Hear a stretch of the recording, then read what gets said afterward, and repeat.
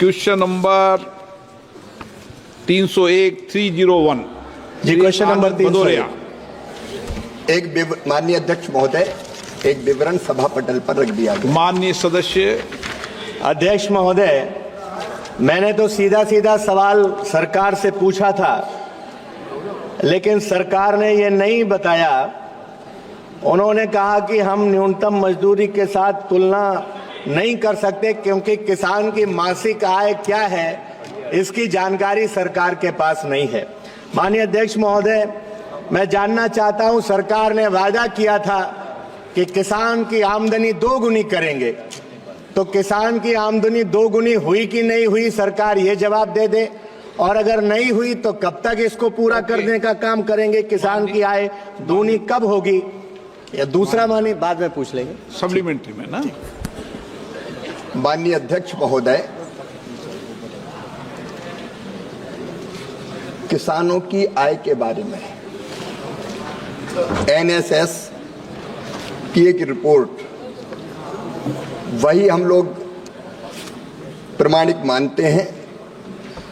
उसके अनुसार माननीय अध्यक्ष महोदय 2002-03 में ये आय थी 2115 रुपया महीना। ये बढ़कर 2018-19 में हो गई 10,218 रुपया महीना। और इसके बाद का सर्वे अभी नहीं हुआ, लेकिन मैं माननीय अध्यक्ष महोदय आपके माध्यम से सदन को यह बताना चाहता हूं कि प्रधानमंत्री श्रीमान नरेंद्र मोदी जी के नेतृत्व में किसानों की आय बढ़ाने के लिए निरंतर प्रयत्न किए जा रहे हैं। और उन प्रयत्नों को अगर आप देखें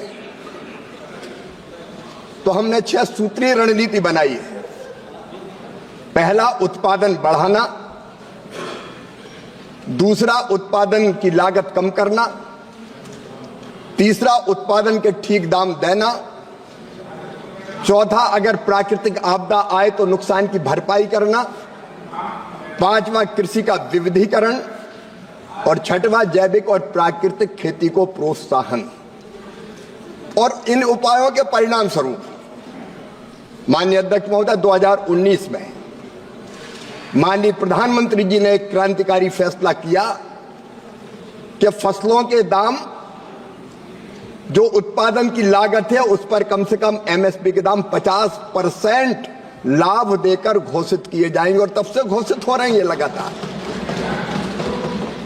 उत्पादन बढ़ाने के लिए माननीय अध्यक्ष महोदय अलग अलग 109 बीजों की नई वैरायटी घोषित की गई। तो हम उन्नत बीज दे रहे हैं, मैकेनाइजेशन कर रहे हैं। आज ही प्रधानमंत्री जी नदी जोड़ों के एक बड़े प्रोजेक्ट पर मध्य प्रदेश और राजस्थान के बीच एक समझौता ज्ञापन हस्ताक्षरित हो रहा है। नदी जोड़ो कार्यक्रम चल रहा है सिंचाई की बेहतर व्यवस्था के लिए। सूक्ष्म सिंचाई योजना है।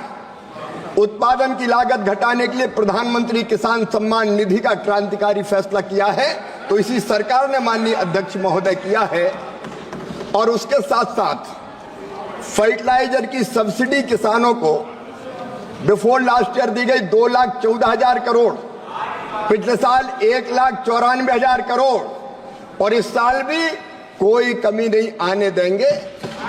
हम किसानों को कम ब्याज पर कर्जा देने का काम कर रहे हैं। किसानों को कम ब्याज पर कर्जा देने का काम कर रहे हैं। किसान क्रेडिट कार्ड है, मैकेनाइजेशन है कृषि का, कृषि उपकरणों को सब्सिडी पर देने का हम काम कर रहे हैं। और एमएसपी पर रिकॉर्ड खरीद अगर की है तो इस सरकार ने माननीय अध्यक्ष महोदय की है। मैं आज तुलना में नहीं जाना चाहता, अगर मेरे मित्र चाहे तो मैं तुलना करके भी बता सकता हूं। अकेले तिलहन की फसल, दलहन की फसल जब उधर की सरकार थी तो केवल 6 लाख मीट्रिक टन खरीदी थी हमने। 1,70,00,000 मीट्रिक टन किसान को सही दाम देने के लिए खरीदी है। एक नहीं अनेकों उपाय, अगर आप अनुमति दें तो मैं तो पूरी बहस कर सकता हूं। ये सरकार कर रही है और उससे निश्चित तौर पर किसानों की आय बढ़ रही है, ये मैं दावे के साथ कहता हूं। Honourable member supplementary. माननीय अध्यक्ष जी, इसमें कोई दो राय नहीं कि माननीय कृषि मंत्री जी जैसा लच्छेदार भाषण कोई नहीं दे सकता है, आप प्रश्न पूछिए। लेकिन जमीन पर हालात भाषण से अलग हैं।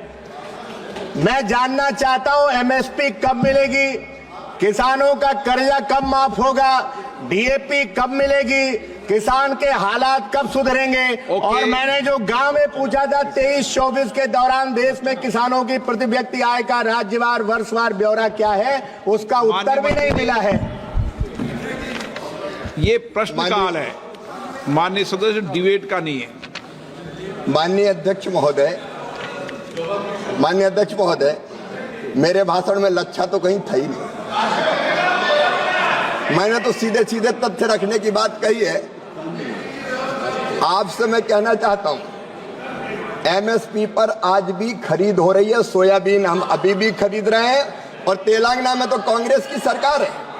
तेलंगाना की सरकार ने कहा कि सोयाबीन का किशन रेड्डी जी बैठे और ज्यादा खरीदना, टारगेट बढ़ाओ, तो उसकी अनुमति देने का काम भी इसी सरकार ने किया है। माननीय अध्यक्ष महोदय, अधिसूचित फसलों की एमएसपी पर खरीद हो रही है, डीएपी लगातार आ रहा है, किसानों की आय बढ़ाने के निरंतर प्रयत्न किए जा रहे हैं।